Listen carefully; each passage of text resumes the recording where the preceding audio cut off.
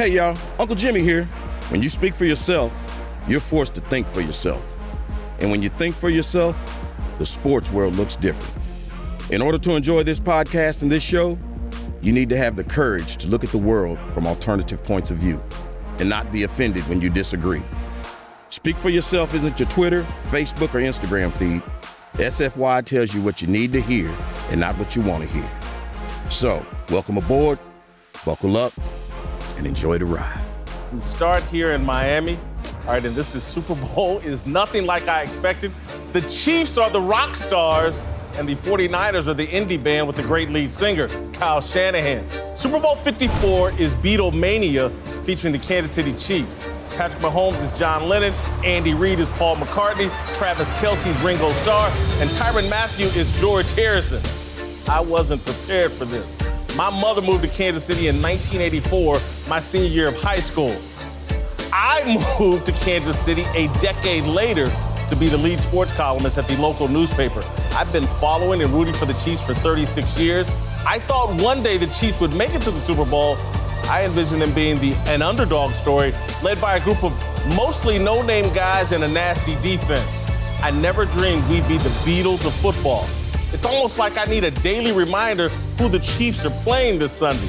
All of the major headlines and stories are about the Chiefs. Is Patrick Mahomes destined to be the greatest quarterback of all time? Is Andy Reid the second best coach after Bill Belichick? Is Kansas City's offense the best we've seen since the St. Louis Rams' greatest show on turf? The Chiefs are the loud, arrogant team overflowing with swagger. Tyreek Hill isn't afraid to say, no one can stop KC's passing attack. Frank Clark said he's looking forward to holding the Lombardi Trophy more than facing George Kittle.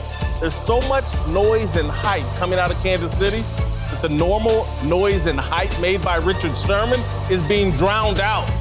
The Chiefs feel like a team out of New York or Los Angeles more than a team from flyover country. The whole thing is fun, but it's also a little bit disconcerting. I was expecting Kansas City's next Super Bowl team to feel like Hootie and the Blowfish, not the Beatles or Wu-Tang Clan. It took me 10 years to figure out Hootie's real name was Darius Rucker, and I still can't name one other member of the group. Hell, for all I know, Marcellus was in Hootie and the Blowfish. Other than Hootie, I couldn't recognize another Blowfish. The Chiefs were supposed to be Hootie and the Blowfish, led by Gunther Cunningham, Elvis Gerback, and Donnell Bennett. Mahomes, Kelce, Tyreek Hill, Andy Reid, Tyrann Mathieu, all of this feels like a dream. Something too good to be true. I'm a little worried all the hype and the noise are going to give San Francisco an emotional edge. Maybe it's superstition or paranoia, but I'm worried this dream is going to turn into a nightmare. All right, Marcellus, get us rolling. Should I be concerned the Chiefs are getting too much hype? Let's stay in the music analogy. It's time for you to face the music, brother. It does not matter what's going on in storyline and media when it comes to playing the game of football. This game of football is about preparation, and that preparation is the separation. And when you're in those moments of truth, I don't care what people say about you. I don't care what people think about you. I don't care what you think about yourself. Are you ready to execute in that moment of truth? I sat down with Barry Sanders one time and just, marveling at his greatness. And I said, one time? Just one time. Just one time. And I remember him saying, you know the difference between a 6-yard loss and a 60-yard touchdown run? 6 inches. Gap discipline. Eye discipline. You out of position. That's the difference. Not 6 media requests, not 6 articles written. It's about being ready in this moment. We've seen media darlings go out there and have amazing success. We also saw them wet the bed. So in a situation like this, I would just go out there. If I'm the Kansas City Chiefs, I'm not counting what's happening on the outside sphere. It doesn't matter if they introduce the 49ers first or introduce us first. You can look at that 2 different ways. If we go first, they know we're the stuff. If we go last, they're saving the best for last. It's all a story that you tell yourself, but make sure you tell yourself the most important story. Be ready for those moments of truth. Go ahead. Well, if I'm a Chiefs fan, I have to have a ton of trepidation going into this game. You cannot buy into the hype of selling offense, selling touchdowns, and selling long passes, and Mahomes becoming the greatest quarterback of all time. This 49ers defense is more than capable of dismantling that Kansas City offense. And furthermore, dismantling, that's a strong word. Dismantling? Dismantling that Kansas City offense. And furthermore, what could actually happen and could be even more of a factor in this game is we're really not talking about the 49ers offense. People are not talking about the matchup as it applies to offenses versus offenses. It's not apples to apples. This is an apples to orange comparison. Everybody thinks it's the Niners defense versus the Kansas City offense. And what I'm telling you right now, you better pay attention to the way the 49ers have been running the football. Pay attention to the way Garoppolo has been protecting the ball and his confidence level. I think it's going to be a very, very hard task for Kansas City to be able to beat this 49ers team. I would say this. I think, one, it's really important how you hear that noise. If you're the Chiefs, do you buy into that hype? Do you listen to that noise? Do you let it affect you? Do you get overconfident? Because that's the worst thing that can happen to you. Here's the thing that I think would settle me down if I was a Chiefs fan, and I'm not, because I hate the Chiefs with a white-hot intensity of 1,000 suns. So, wow. But if I was a Chiefs fan, this is what would calm me a little bit. They have overcome adversity of a 24-0, 24-0 lead and a 17-0 lead. And they have stayed true to who they are. You know, the whole game plan when you face the Chiefs is, hey, the normal game has 11 to 12 possessions. Can we keep it down to 8?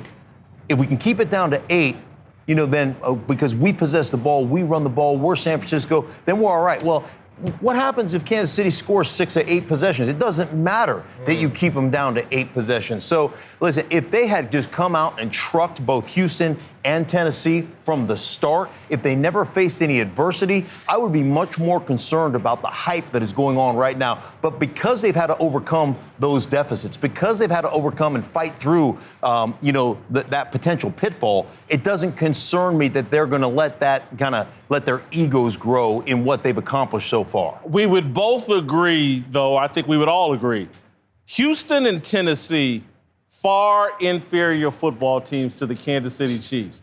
San Francisco is not a far inferior football team. Right. I think the Chiefs are better, but it's so close.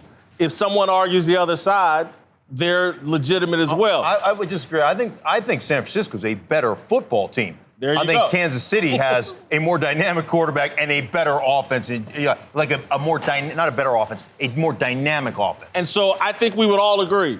If it's 17-0 San Francisco at any point in this game, Chiefs ain't winning. That's going to be a tough hill. I wouldn't say that. I wouldn't go that far. I will say this, that the media is not allowed in the meeting rooms. And let's not confuse that these players are talking about everything we're going to bring up plus some in full preparation of this game.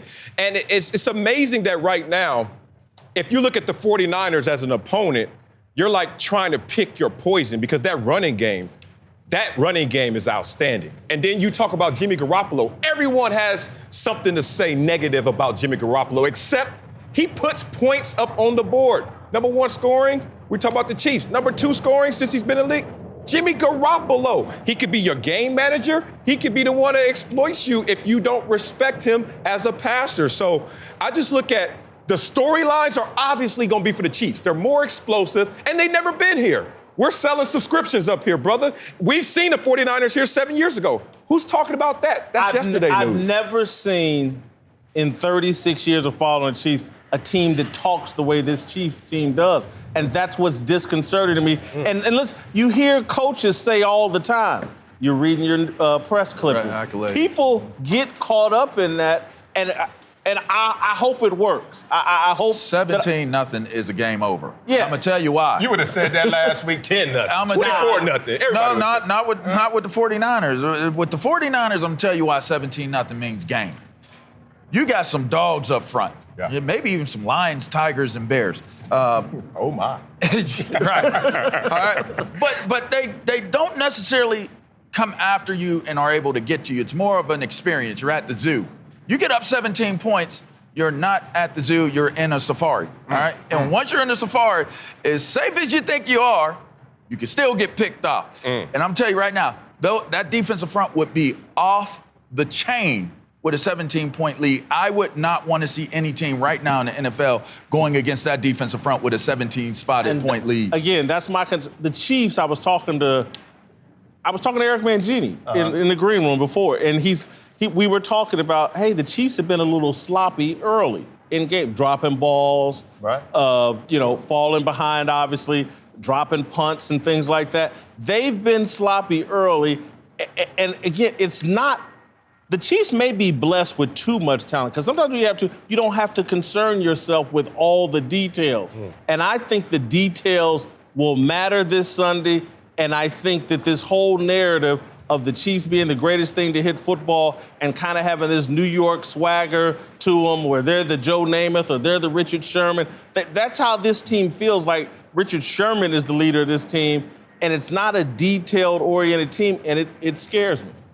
I will tell you, you look at just the Niners in general, defensively, and I think this is I'm a believer in the keep it simple, stupid process, right? I'm a believer in this is what we are, this is how we got here. When you look at Robert Saleh, the defensive coordinator of the San Francisco 49ers, they essentially play, a form of cover three. He brought it with Seattle from him, right? A matchup three. And when you are simplistic in what you do, and everybody is on par and on the same page with what you do, and you have the beasts up front that they can line up 5 first-round draft picks as a defensive line. They can line them up and they can come after you that way. But when you run one thing and you run it exceptionally well, it eliminates your ability to have to think. It eliminates your ability to make mistakes, and it lets you play as a defensive player faster. And that's to me, it gives them a slight advantage from that standpoint of what everybody else does, trying to say, hey, are we going to trick Mahomes? You're not going to trick Mahomes. You're not going to show him something that even if you get him initially on the initial read, on the pre-snap look, Mahomes can hold the ball, and I used to say that Aaron Rodgers was the greatest off-platform thrower I've ever seen. I think Mahomes has usurped him as the greatest off-platform thrower I've ever seen. So even if you trick him initially, he can hold the ball, he can scramble around, he can make a play with his feet or with his hands. So I think the simplistic nature of San Francisco gives them, an advantage compared to the other teams that Kansas City has faced in the playoffs. Yeah, think about the expectations to be dominant. I think that's what they suffer from in the first 2 rounds. They were supposed to dominate Houston. They're supposed to dominate Tennessee. They're the Kansas City Chiefs. And that's a pressure to be perfect. And when you're fully confident, you may skip a fundamental step in the pursuit of being perfect or going out there and dominating. Then you take a collective breath as a team. It's like, hold on, man. Let's just do the little things. That's going to add up to something big. And that's what happens in these situations. I see that. This team has confidence. And that confidence, when it's matched with praise, when it comes from outsiders, it doesn't do anything to you. It does something to the guy who's not as confident. He may start reading his press clippings because he's now thinking of a new identity. Oh, I'm this instead of who I really am. I think this team led by Patrick Mahomes is going to go out there, and this time, because they're not expected to dominate, they're not expected to go out there and beat down the 49ers. They're going to be ready for every single moment. I think I know where you're at, so I'm going to start with LeVar. Do you like Kansas City coming into this game with this much confidence, swagger, the attitude that they're showing? I do. And the reason why I like the confidence and the attitude is it's something that, one, they've brought an excitement to their market that has not existed there. They've been a cusp team for so long, and I think that they've given not only themselves a lot of hope and confidence, they're giving their community a lot of confidence. I think if you project and you portray a strong front, a confident front, if you go into it and you win it, I think that the amount of excitement that comes from and resonates from that is probably unmeasurable. So I think it's a good thing for them to do Mark, that. you like the attitude?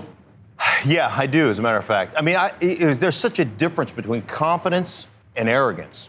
See, confidence is bred from your ability, knowing that you've put the work in and knowing that you're talented enough because you put that work in. Arrogance comes from a place of fear. I haven't put the work in. I'm not that talented, so let me puff out my chest and let me talk. Now, I'm an offensive lineman, so nothing good can happen to you when you play offensive line in a football game. There is nothing good. It's all 100% bad. So I'm Chicken Little, the sky is falling. I'm Horton Hears a Who, man. I'm always nervous about those things. But like Kansas being a nightclub. Right, but Kansas City, right? Kansas City to me has earned the right to have that confidence right now and have some swagger because what they've done, not only over the last 2 years, but what they've done and overcome in the playoffs. Doesn't it beat the alternative? Oh, shucks, I'm so happy we're here. Wow, how did we find our way to Miami? I like that because some boxers want to win the face-off. Ooh, I'm looking in your eye, I'm ready. And some just want to win the rounds, win the damn fight. I like being an underdog. We talk about physical fitness a lot, but there's another side to the game that's just as important. I'm talking about mental fitness. Calm, the #1 app for sleep and meditation, has teamed up with LeBron James to help you train your mind. LeBron and Calm know that your mind is like any other muscle in your body, and Calm can help you train your brain so you sleep better, have less stress, and perform at your best. For LeBron James, sleep is an important part of his mental fitness routine. He says, getting good sleep and finding time to rest is one of the most valuable things I can do for my body and mind. And if you head to calm.com/sports40, you'll get 40% off a Calm premium membership. With Calm, you have access to nature scenes LeBron loves and so much more, like sleep stories and meditations. For a limited time, our listeners can join LeBron in using Calm with a 40% discount to an annual membership at calm.com/sports40. Unlock content to help you focus, ease stress, and sleep better. Get started at calm.com/sports40. That's calm.com/sports40. Whitlock and Wiley, LeVar Arrington is back with us. Joining us now is Fox Sports analyst TJ Houshmandzadeh. Let's return to Kobe Bryant, whose passing this week shocked the world, but has sparked an outpouring of love and remembrance for the Lakers legend. One fan started a change.org petition suggesting the NBA change its logo from the image of Jerry West to one of Kobe Bryant. It has already garnered nearly 2 million signatures, and the Greek Freak said he thought the idea was awesome. What say we? You like this idea? No. Really? Amazing, tremendous gesture that is not going to happen. One, a little backstory here. As the logo was created with Commissioner Walter Kennedy, J. Walter Kennedy, and Alan Siegel, who created the logo. Do you know that the NBA officially does not even say that that is Jerry West as the logo? You know why? Because they don't want to pay Jerry West. Simple as that. They don't want to pay Jerry West. And everyone knows in our world that icons get richer in death than they do in life. The estate of Kobe Bryant, there's going to be an issue of legalities, financial reasons and concerns. Jerry West says in his nicest way, it's complicated being the logo. He has not gained a dollar of residual from being the logo despite being the logo. So now moving it forward, many people on record who were part of this creation process looking at it forward says, one day a commissioner may change it, but I don't think they're going to change it for an individual. They're going to do something that respects the sport at large. But this is something that really is financially expensive. It will bring in legalities. It's more than just a tremendous gesture for a tremendous player. It's deeper than that. Would it be a good idea? Yeah, and they should change it. And I'm going to tell you why. Man, Jerry West has been a logo for 50 years, since 1979. The players now, they know Jerry West for two things, the logo and being a good GM.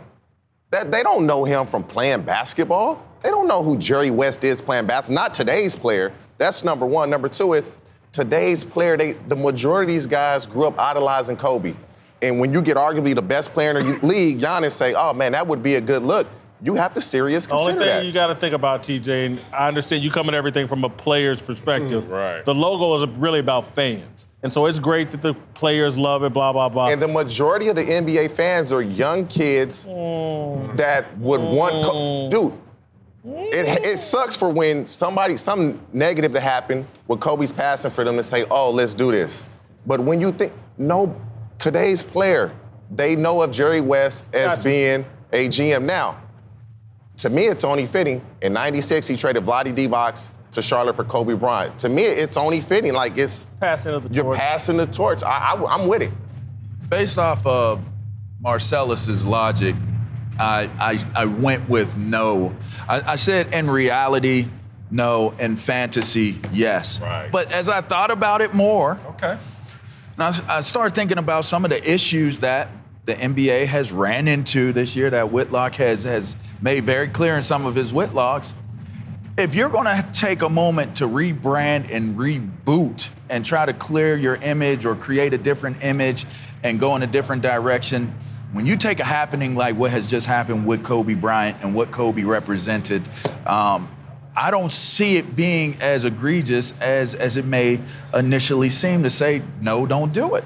I really think that you could make this into something. Again, I said on the show yesterday that Kobe Bryant's legacy as a basketball player, void of anything else, as a basketball player, is that of on the level of Michael Jordan. Could I see the Jumpman being a logo for the NBA? I could. You know I what? couldn't, because that would be way too expensive. I could, but let me answer the question. I get it. Let me answer the question. It costs to floss. Yeah, I agree with you in terms of rebranding. The NBA is about to pivot. Adam Silver's talking about a midseason tournament. They're talking about reducing the number of games. The NBA is looking to rebrand itself and to pivot a little bit in a new direction. And so I think, again, if you do a logo that looks like Kobe, the way they've done with Jerry West, because it's just a silhouette. Oh, Rob Kobe's estate? Yeah, pretty much. But again, Yes or no? but no, because Pretty much. because again, first of all, they'll never admit to it, whatever the silhouette is. Yeah. And most people, is that Jordan or is that Kobe? Okay. That's not, because who are they really mimicking? They've done Jordan it or to Jerry Kobe? West for so long. Right. What- They could do the same thing to whoever. It's just a silhouette. I have a machine gun of responses. First of all, what is Kobe's signature logo? What is that? Is it him tearing open the chest when he was winning I think it's What some is kind it? of shot. A fadeaway? Yeah, I think Okay, we already taken a little bit off of what the logo is supposed to represent, which is brand recognition for a business, an unspoken language. This logo says that. It's like static motion, as they describe it. It speaks volumes. And best logos are not fashionable. They're not fresh. They're old. They're dusty. But you know what it says. So look at Apple when Steve Jobs passed away. Being respectful, I know it's called Apple, so they kept the Apple, but no conversations or movement to making it Steve Jobs' form. So this is the same thing. And then in the same articles that I've read, Alan Siegel and others were saying, what would it be if it was MJ? What if it's LeBron? What if it's Kobe? You can't do that because there are like 50 generational superstars that will raise their hand quietly, respectfully, and say, what about me? So this situation, I think, is going to stay static. They're going to have a lot of conversations, but I don't think anything moves. Whitlock and Wiley, joined now by Fox Sports NFL analyst Eric Mangini and Jeff Schwartz, whose brother Mitch will be starting to right tackle for my Kansas City Chiefs on Sunday, protecting my man Patrick Mahomes. Time now for a big story presented by Hyundai. Let's talk about Mahomes. Speculation is heating up around the league that the quarterback is soon headed for a huge payday, with a lot of talk that he could end up as the NFL's first $200 million man. Mahomes no doubt deserves the money, but there is concern that a contract worth $40 million or so a year could hamstring the Chiefs moving forward. Would a contract of that heft hurt the Chiefs? No, it wouldn't hurt the Chiefs. Give you guys a little fact knowledge on this Super Bowl. This is the widest disparity that we've seen in the Super Bowl in terms of spending of two opponents. You have the 49ers, who spent $221 million in cap space and other things, and they're in the Super Bowl. And the team that spent the least are your Kansas City Chiefs at $167. And that's my point. You can spend the most and be here. You can spend the least and be here. It doesn't matter. At one time, the quarterback of the 49ers was the highest paid player in the NFL. And they were still able to build from that roster to this roster that is now Super Bowl worthy. So it's different ways to skin the cat. Whatever way you want to skin it, there are still ways you could have a roster that's constructed that could be a Super Bowl opponent. Well, when you look at this, spending $200 million on Patrick Mahomes, you're happy to do it. And there's so many players that you're unhappy to spend what you have to spend for them, especially in free agency. I've seen your contract. Yeah, we're all unhappy with that. But That's right. But the gist of it, or the crux of it is, if you have a guy like him who produces the way that he does, eventually you're going to have to pay him, but you're satisfied because you know what he brings to the table, and he's a force multiplier. Now, from a logical standpoint, paying someone who's the exact same person a lot more money, yeah, it does hurt what you can do because the resources are limited, but at least you're putting the money into someone that can allow you to compete for a championship every year. It's going to hurt them in building enough talent like we've seen with a bunch of other teams, but Pat Mahomes is that good, it does not matter. Pay him whatever he wants. I'd give him like a 10-year deal, $400 million, just spread it out over 10 years. I don't know if he's going to take that deal, and then just know that you're locked in your quarterback for 10 years and you figure everything else out. They've drafted well recently, too, which is an important part of paying someone that much money. You have to draft well and hit when guys are on the rookie contracts, like they're doing with some of their defensive players, like they've done with a couple offensive linemen, like they've done with Hill and Kelsey and Hardman and all these guys. But Mahomes is that special to where you have to pay him, first of all, and even if you pay him a lot of money and you're not as talented maybe at other places, he can win you enough games where it does not matter. He is that special of a player. I'm certainly for paying him, and I would even chip in. But there is like this stat out there that, you know, Brady's like the highest paid quarterback to ever win a Super Bowl, and that was like at $20.5 million. And so the way to win a Super Bowl is right now when you have Patrick Mahomes on the cheap. You've paid for very good offensive tackles. You were able to go out and get Frank Clark. You brought in Tyrann Mathieu. You overpaid Anthony Hitchens. They've done a lot of. You've paid Tyreek Hill. I'm not sure where they're at with Travis Kelce, but they're going to have to pay him. And so I think it's the right thing to do to pay him, but I do think it makes the job of being general manager and head coach more difficult after you paid him. But with a guy like that, he's a force multiplier. So everybody. Explain what you mean by that. So what I mean by that is when one human being can affect those around him in a positive way. And Tom Brady's a force multiplier. It doesn't matter who plays with him.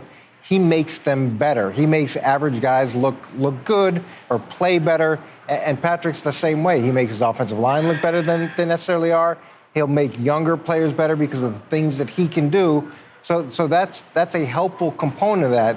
What I get frustrated with is when you pay a quarterback market value, which every time we pay a quarterback, we're a little bit shocked by what it is, and then we talk about we need to surround them with weapons.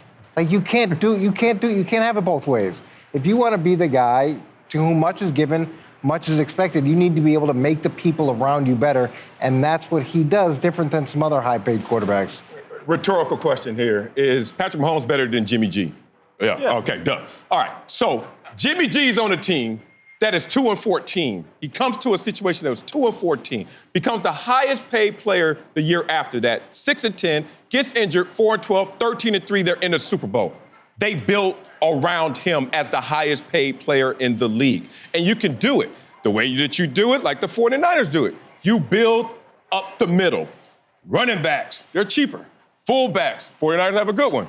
Oh, let's stay in the line. They're a little cheaper. Don't build on the outsides. Cornerback, wide receivers. You got an issue there because tight ends are a bit tight ends underpaid. up the middle. Yeah. That's my point. So there's a way to go out there and slice it up and still take care of your MVP, but also make sure you give them proper resources. But in fairness, there were 4 bad years in San Francisco where they had really high draft picks. Yeah. And then they hit on some guys in the 5th round. Kittle was, a 5th rounder? They hit on some guys, too, in the draft. They did pass on Patrick Mahomes. We don't really talk about that. So, yeah, you can build that way, but nobody wants to go through those 4 years of really bad teams to get the top draft picks. One other wild card in this is the new CBA, which will come out eventually in a year or two, right? So this might be a situation where the players get more money, the cap might jump. We have new TV deals coming up, so $40 million a year might seem a lot now, but in a year or two, it's really a bargain. Jeff, I've been talking to the fans back here. You're a force multiplier. Yes. Has Jeff not made me look a lot better? I mean, wouldn't everybody agree? He's definitely a force multiplier. Good to have you here. TurboTax is here to help this tax season by making tax filing easier for you. They've made it their mission to give you all the tools and advice you need to get your taxes done with confidence. Like making uploading your W-2 as easy as taking a picture. Just use your phone or tablet to simply snap a picture of your W-2 and then watch your information appear in the right place in your tax return. You can be sure you're filing your taxes correctly while at the same time making sure you're getting the best possible refund. TurboTax. All people are tax people. Time now for Darnell's question of the day. It's Darnell.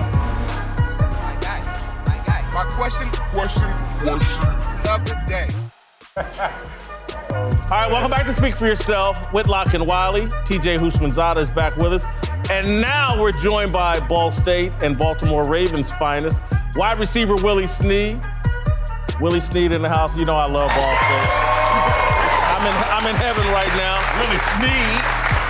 All right, Darnell, I heard you got a special question of the day. Take it away, homeboy. Yeah, man, let's go ahead and talk some Ball State. Willie's a Cardinal legend, man, no doubt. But he's not the only one on set today. You got your boy, who you know balled out and must Talking about me? Talking about me. We don't get to you, though. I know you was pretty good in the 60s or 70s, I believe. We all had pretty good careers, and if you look at these stats, Willie was pretty good in the classroom. 4.0, Willie? I love you, but I don't know about that. But anyway, I got the 3.3, and Whitlock, not so much. But Willie and I definitely did a little better on the field, but I'm clearly losing the most important category, the salary. So I'm going to toss this to you, Willie. How would you rank us as Ball State legends? Me, you, and Whitlock, man. Keep it real. You know, I'm going to keep it real. I'm going to give it to the vet. There you go. That's the respect you need to give me, Darnell. He lying. That's how the young folks are supposed to respect their elders. We got the fans here. He gonna lie on air. Hey, man, the vet. I give it to the vet, man. But me and you, we put in some years at Ball State. I don't know. We did. 2 bowl games. Y'all went to bowl games. I didn't. Man, I mean, look, let's be real. Somebody has to be objective up here. Me and you, TJ. Yeah. One of y'all still playing. One of y'all look like y'all can still play, and then Whitlock is here. So we got a booster in the building. I gotta go, Willie Snead. It's funny y'all GPAs actually aligned to how good you guys really were. Whitlock, what's up, man? Like 2-2? I was a pre-med nigga. You engineer? That 4.0 skewed a little bit. Yeah, I'm about to say, it was based on receiving, right? Based on reception, right? So I'll go with you, Willie, first. All right, That's easy, man. Yeah. Number one, because your salary is so low, I'm gonna throw you number 2. That's why. So I gotta put Whitlock in the basement. Let's get to the real. Right. Let's get to the real. What happened in the playoffs, man? Dang. We wanted to see Lamar versus Patrick Mahomes. Man. Oh, man. Dude, I'll just say the Tennessee Titans were a really good team. They were ready to go. I mean, they were feeding off that Patriots win, and I think coming off the bye and getting down early, you know, that really hurt us and it put us in a position we weren't ready to be in. And then from there, we were just trying to play catch up, and we just didn't get back into the game like we really wanted to. Yeah, they say playoff football is plan B football because both teams are good. So plan A versus plan A gets neutralized at times, but then you get into plan B. What did you guys see on that field that you didn't anticipate, you didn't see in film study, but all of a sudden it's a reality? Yeah, I mean, like I said, the Tennessee Titans were a really good team, and when we didn't get those 4th down conversions, I think it hurt us, and then they went up top quick, and we just didn't really get into a rhythm like we were all season, and that's what really hurt us. And when we got down, we were trying to get in that rhythm again. We tried to get into it in the second half, but it really wasn't going in our favor, and it was tough. It was really tough. So, halftime. It's a 1-possession game, 14-6. What was the message at half? There's no need to panic. We score. We're right back in this game. So what was the message at halftime? It was that same exact message. Don't panic. We right here. We right where we want to be. It's 0-0. You know, we just got to come out and play our brand of football. And, you know, when we didn't get that 4th down conversion and we gave him the ball again, that's when Derrick Henry just started to light it up. I feel like the defense did a great job for the most part containing him, but in that second half, I feel like that's when Derrick Henry started to come alive, and our offense, we were just getting down some more, so it's like we still playing catch-up from there. Willie, on Marcellus was the first guy, I think, really nationally that was like, Lamar Jackson's gonna be the next big thing. It took me some time to see it from him as a thrower, and then the next thing that I saw that made me like, holy cow, I gotta jump on board. He started wearing these shirts, no one cares, work harder. His energy seems very humble, very team-oriented. He's not flossy like I thought he might be, and that made me jump on board with Lamar with both feet, like, holy cow, his attitude and play match up together. Is he as humble and as into hard work as much as he seems from out in Los Angeles watching y'all? Absolutely. And even behind closed doors, it's like the guy is always wanting to get better. And, when you have a guy like that at the helm that wants to get better each and every day and expects guys around him to be on that same level, you can't help yourself but to get better. And, he's a great kid. He's young. He's only like 22. He's still got so much more to grow in this game. But from everything that he's done this past season, he's kind of just setting the standard for how he's going to play and how future quarterbacks are probably going to play this game. Now, I can't say it loud enough how amazing Lamar Jackson is, but there's still doubters. There's still naysayers. Yeah. Year one, he's in Flacco's offense, and he evolves. Year two, to an MVP. What do you think's the next step? What's necessary for his evolution? I think we just got to continue to prove that passing game. I mean, I'm going to say he has trouble throwing the ball because he does. He throws it everywhere. But I just think, route concepts and our scheme as an offense needs to just progress for him to be able to evolve into a quarterback that we all know he can be. I mean, I feel like he's a great passer. He's taking great strides in doing that. But his run ability is it's unmatched right now. And I feel like that's where people get captured up in his run ability, that they don't see the throwing that it could possibly be, and it will be. I just think our passing game, as much as it can improve, we will improve and he will improve. So now, we're here for the Super Bowl. Yeah. You guys played the 49ers, who you lost, when you played the Chiefs, who you beat. Now, being a wideout, everybody talks about San Francisco's defense. What problems is Kansas City's defense going to present in the secondary to San Francisco's wideouts? I think the Chiefs play a lot of man, and they got a really good secondary, young secondary, a lot of skilled players. Tyrann Mathieu, a couple of the corners are really good, and I just think that when it comes down to it, it's all about beating your man, beating your one-on-one matchups, and creating that separation. As a receiver, that's all we taught, is to create separation, make your plays, and keep it moving. So I just think the 49ers have enough weapons to do that, to create separation, continue to move the chains. But I think it's going to be a great matchup with the Chiefs secondary because they got a lot of guys that are, they're fast, they're athletic, and they make plays on the ball. So, it's going to be, when that ball's in there, you're just going to see a lot of the guys competing for the ball. And I expect, it to be a good matchup. Do you have a pick? If you had to guess, Chiefs or 49ers? I'm going with the Chiefs. Perfect.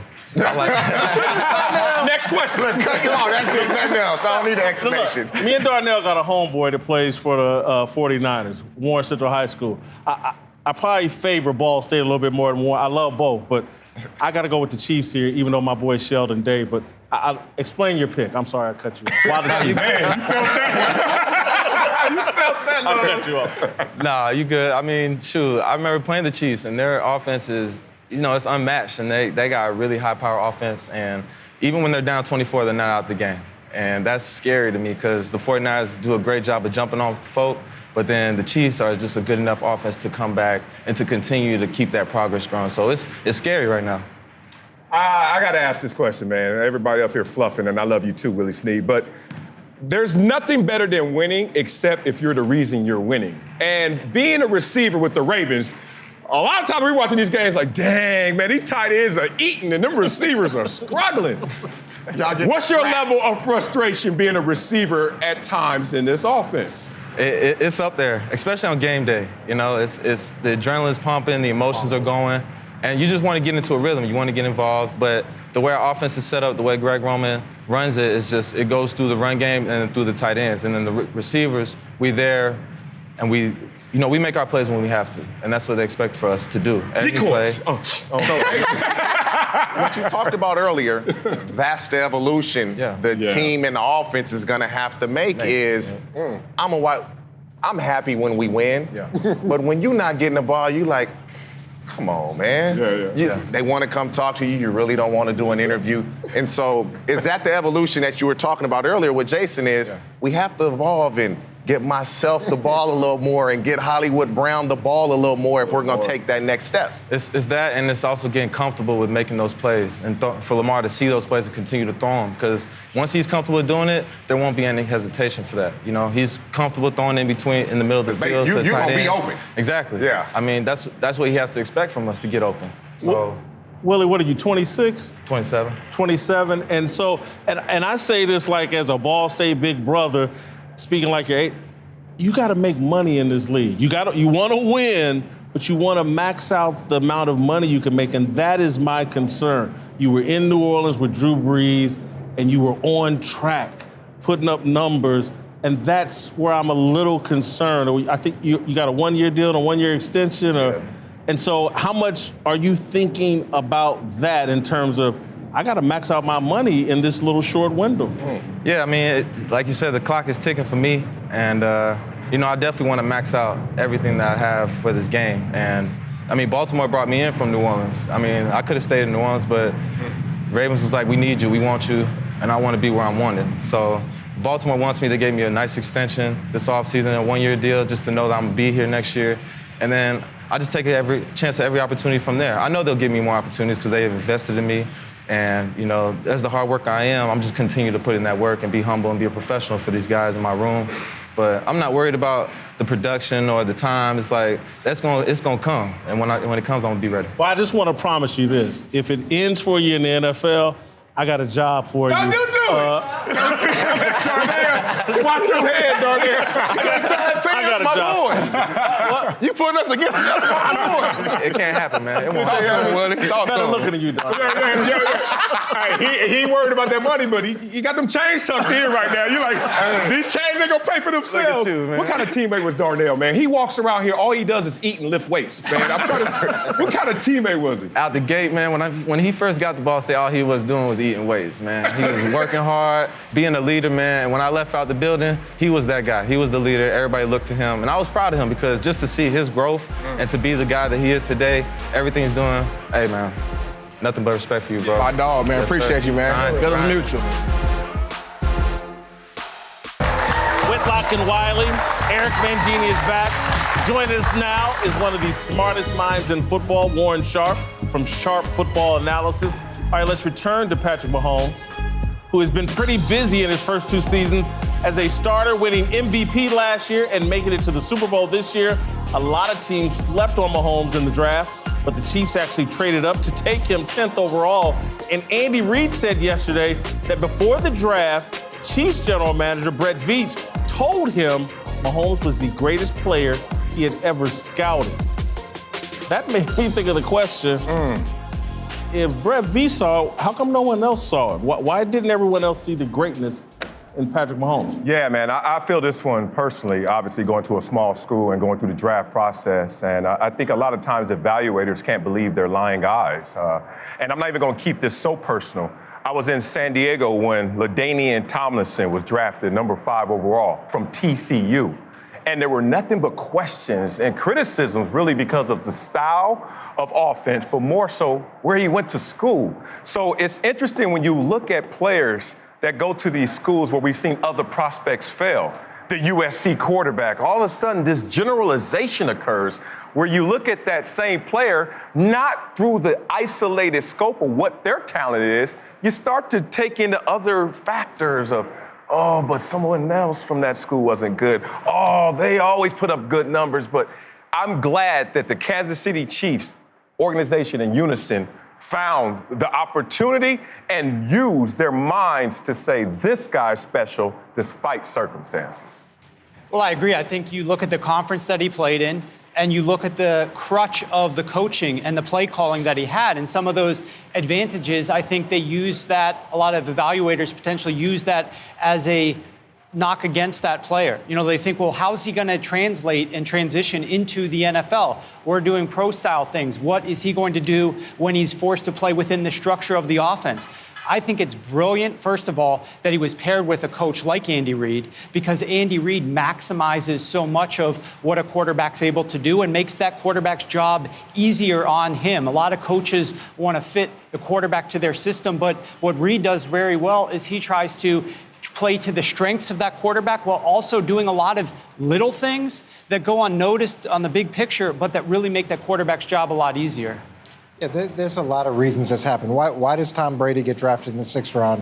Why does Aaron Rodgers drop? Why is Ben Roethlisberger deeper in the draft? And there were a lot of people that liked Patrick Mahomes, and the reason Kansas City did trade up is because there was another team that was going to draft him right in that area. But if it was the best player they had ever seen, why wouldn't they have traded up even further? If there was really that conviction, why did they wait? What you have to. Well, I'm just saying, after someone is uniquely successful, there's 1,000 people that knew it. You know, we drafted Darrelle Revis, and after that, everybody said, well, of course we knew he was going to be a Hall of Fame cornerback. It's easy in retrospect to say, of course we felt that way, or we had this huge feeling. Why wouldn't you give up everything in your draft to make sure you got that guy? You don't have to. If you don't have to. You can say you don't have to, but if you have that much of a conviction on a franchise-changing quarterback, you give up whatever you need to give up to make sure that he's in the building. So to say that he's the best player you ever scouted, but yet you sat where you sat, and you could have easily lost him. And look, for all the for all the geniuses, look at San Francisco. Didn't they draft Solomon Thomas instead of Patrick Mahomes? So there's a lot of people. This is an imperfect science. So to say after the fact you had that conviction, I think it's a little bit easy. I believe what Andy Reid is saying. There's no reason to lie here. They don't need to feed Brett Veach extra gas.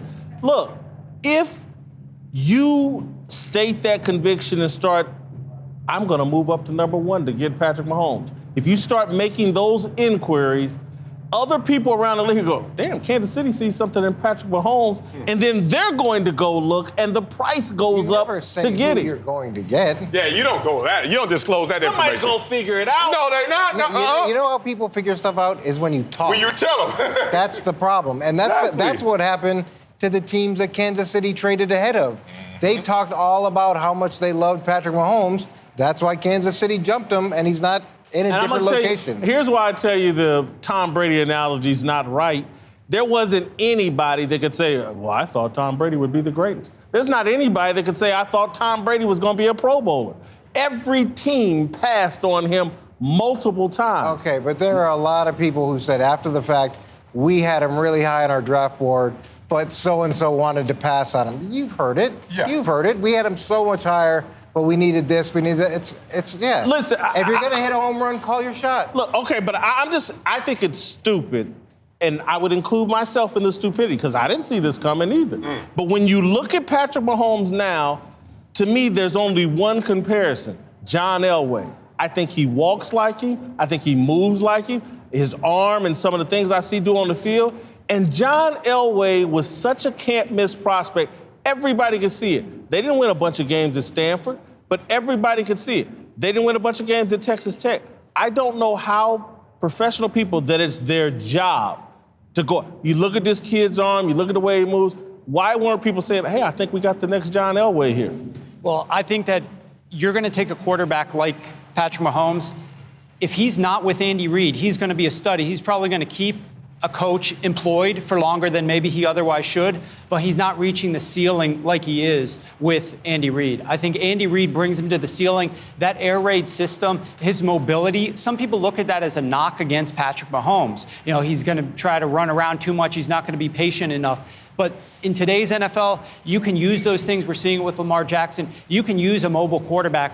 I actually favor a mobile quarterback, a guy who can escape the pocket a little bit, rather than a guy who's a true statue down there, quarterback in the pocket. Yeah, we have to respect that the NFL's culture is risk averse. It's safe, then sorry. So if you look at it, we're all guilty of doing the same things that the Chiefs end up doing, but most teams were scared to do, which is generalize. And the Psychology 101 about generalizations is for you to be able to step back and say, I know what that is, without stepping into it to know exactly what it is. And most evaluators won't do that, because then once you bring back that evaluation, most people just want to hear agreement rather than, oh, I have something profound. So when you look at it, it's the same thing that happens when you say, oh, he's a Harvard student. Wow. You don't know how smart he is. You just say, wow. When you say Alabama football player, wow. When you say Texas Tech quarterback, you go, and that's where his evaluation started, unfortunately for him. But there's one team that went out there, rolled the dice, and made it happen. I think that's a little bit of an oversimplification. I don't think everybody sits there and says, this is where he came from, so he must be like this. There is an element of that. You don't think the players can hide behind? I know how it goes. Is programs? There are programs They're drafting programs. Look, for a long time, Ohio State was producing guys that were almost at the peak of their ability, And so you had to take those things into account. You had other schools where guys tended to be underachievers. It doesn't mean everybody fits that mold, but you use all that information to try to make the best decision possible. And you're talking about 22 and 23-year-old young men who are going to be rich, famous, and have a bunch of free time. There's an element of risk in every single human being you take with that formula. I just want to say this, Eric. I mean, I think the people that watch the show know that I don't like Eric Mangini. He thinks he knows more about football than I do, and it really annoys me. Having said all that, I think I'm hearing a touch of skepticism about Patrick Mahomes. Are you not sold on him being the cream of all quarterbacks right now by a considerable distance, or are you a little skeptical of Patrick Mahomes? No, look, I've been on this show enough times to know that you like to anoint people very early in their careers as being future Hall of Famers. I mean, I think we've done, I don't know how many quarterbacks we've done. I was right about Carson Wentz. Go ahead. Yeah, who's home. Yeah.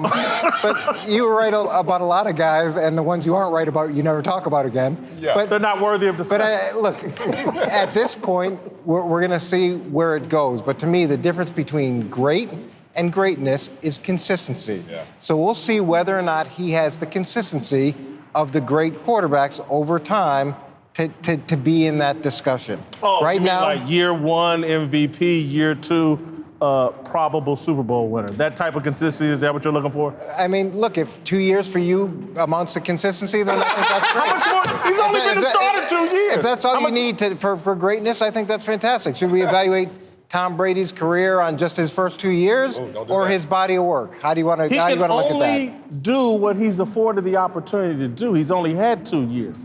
Should he have been great for 3? No, we're discussing his future. We're not discussing his current situation, aren't we? Are we looking at it as a body of work? You surely agree with me. Patrick Mahomes is the greatest thing you've ever seen. He is the greatest quarterback in the NFL right now, and I think you can only work with what you've been given. He's done nothing but meet our expectations or exceed them in the NFL so far in his career.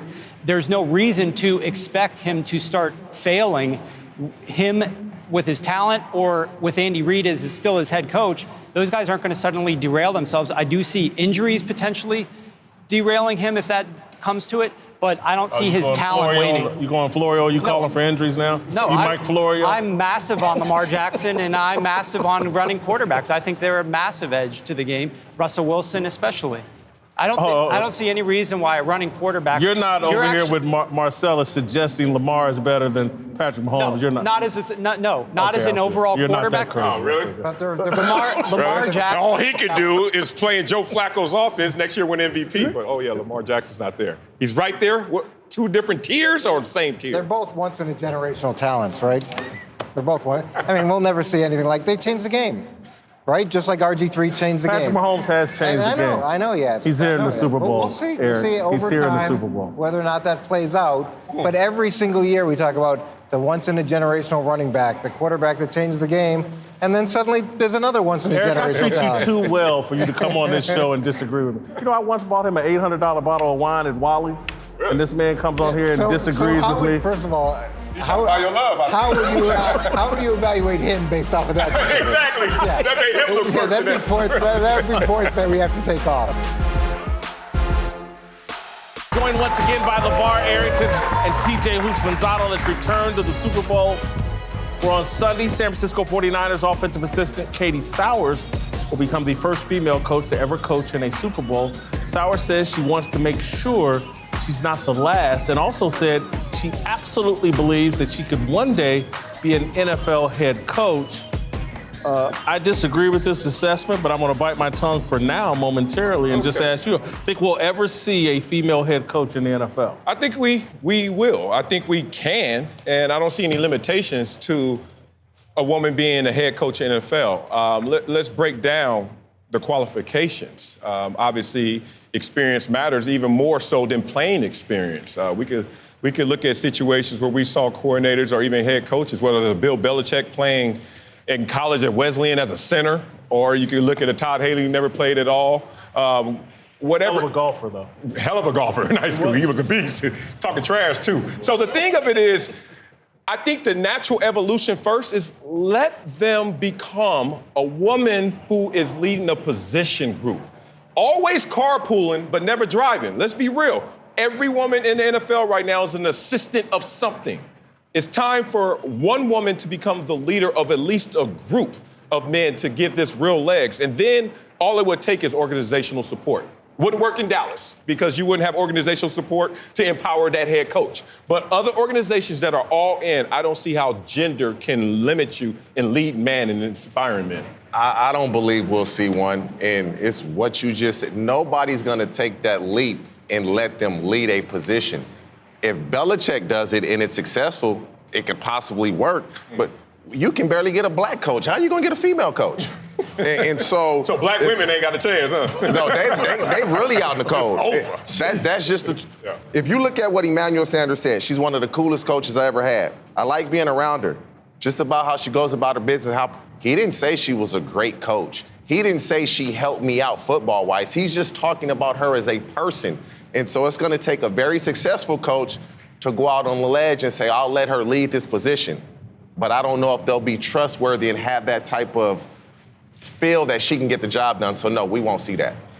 You know, I thought it was an easy no at first, and then with a lot of objectivity that has been involved with looking at the complexities within the sport of football, we'll see a head coach one day, and possibly even in the National Football League, based off of necessity more than anything else. We won't see it. Okay. I don't know how long it'll take, but we said ever, and that's what we ever. Yeah. So, I mean, maybe we won't see it, but in ever, being in that time frame, I think it can happen. Here's why. When you look at the participation numbers in the sport of football right now, if I were to ask these fine people behind me, when you're going to go decide to play football, the dad will say, what do you say? Yes. I want them to play. On one caveat. What's the caveat? Mom says what? No. Mom says no. If the mom allows him to play, he can play. All right? And I think there's something to that, because if these numbers continue to decline based off of moms not feeling safe and comfortable with their children participating in football, it will ultimately climb up the ladder, the food chain, all the way to the National Football League. You could get to a point, actually, critical mass, where the National Football League loses some of what it is that it has based upon the lack of participation and the lack of buy-in from the fan base. A woman being a coach could actually shift the entire narrative of what a mom may feel, may think, and may believe in terms of how their kid participates. I think you make some good points. I think I always say football's a TV show. The NFL's a TV show. And if they think adding a female coach character enhances the TV show, maybe they'll do it. Because a lot of this, what they're doing, is for the benefit of the TV show. Bruce Arians has 2 women on his coaching staff. 49ers have coach. There's a movement afoot to make women a part of the NFL experience in a bigger and bigger way. I do think this will be tough to accomplish and to lead a group of an entire football team, but it is a possibility. I agree with Marcellus, though. Let's lead a group here. Right. Before you start talking about, you're a quality control assistant, maybe you hold a scout board and tell the players where to go on a scout team or whatever. Let's get a position group, then let's launch the dream to be a head coach. Uncle Jimmy's here to help us talk about our approval rating for the Kansas City Chiefs. Looks like he's been in Rachel's wardrobe room. All right, first. That's how trouble gets started. Who's the big dummy of the day? Say it with me. You. The big dummy of the day goes to the person that sat up here and actually put their GPA score up for everybody to see. 2.2. You's officially a dummy. Some truth in that. All right, let's talk about my Chiefs, who are getting a ton of hype coming into Sunday's Super Bowl. KC has the fastest and most exciting offense we've ever seen in a Super Bowl since the Rams' greatest show on turf. Marcellus, who's the better offense? Mahomes' Chiefs are the greatest show on turf. Greatest show on turf. Not even close right now. This Chiefs offense not even good as it was last year. So let's just keep that real. So no. I'm going with the greatest show on turf, and it was almost impossible to slow them down. We'll see what happens on Sunday with the Chiefs. Absolutely crazy. The Kansas City Chiefs offense is better than the greatest show on turf because the Kansas City Chiefs offense is still here. Marshall Faulk's retired, so is Kurt Warner. Uncle Jimmy, back me up on this. 2.2. Yeah, back me up on this. Patrick Mahomes and Kansas City Chiefs, greatest thing we've ever seen. Once again, nephew, here you go trying to be cute. Look here, man, because I got to hold you accountable for your little Whitlock this morning. What? The Chiefs ain't the Beatles. Patrick Mahomes is Prince. That cute little light-skinned, curly-haired, freaky little kid with a high-pitched voice. That didn't nobody know what to make of him when he first showed up. Now, right now, we going through this Purple Rain season. See, remember when Prince came out with Purple Rain, then he made a movie, and then it turned out to make millions for him? Yeah. We didn't know what he was doing. Nobody saw the greatness. That's what we seeing with Patrick Mahomes. You know, and I'm gonna stay with the spirit of this musical theme that you did. Is this See, a I got Prince something for my little outfit you Chief have on? fans out here today. Prince ain't never worn I that wrote a on. little something for it. Y'all wanna hear it? Yeah. Here it go. Here Check it this go. out. Listen here. Listen here. Now, this is a song I wrote back in '76. That boy, Charlie Puth, came along and took it from me. I didn't get paid for that no more than I'm getting paid for my nephew. But anyway, y'all Chief fans, listen to this one here. I got a little ditty. Watch this. We're only one game away from Pat Mahomes from saving the game. Stop it. Listen here. Listen here. Let me tell you something. Let me say start all over. We're only one win away from Pat Mahomes from saving the day. Jimmy G got nothing on we. We walking them dogs all over him. Check this out now. Now y'all know Tyreek Hill's the man. And we just wanna give him love. So come on, come on, come on. Hey, and let's not forget that Kelsey's a beast. And he ain't giving Sherman's old ass no peace. Hey, listen here, so Jimmy G, no matter where you go, the honey badger knows we're only one game away. We've heard enough. The Prince have rhythm? I thought Prince had rhythm. Game. Jimmy G got nothing on me. Where's my approval rating? I got the Chiefs at a 79. It's not on my sheet, but I got them at a 79. 23 job performance. Anyway, 79. Almost GOAT status.